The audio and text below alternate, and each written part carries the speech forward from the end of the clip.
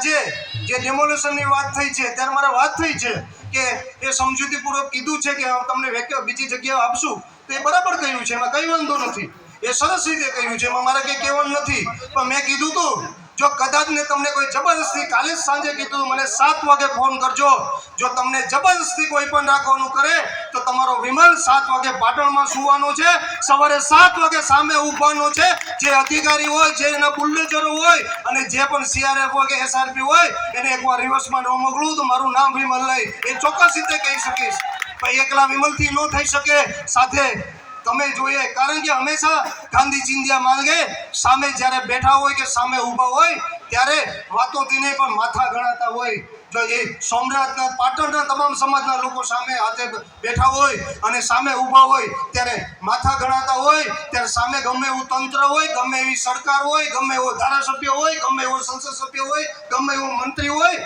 કે ગમે એવો રાજનીતિ હોય એને પાછળ હલવું પડે, કારણ કે એ છેવટે તમારા થકી છે અને તમારા થકી રહેવાનો છે.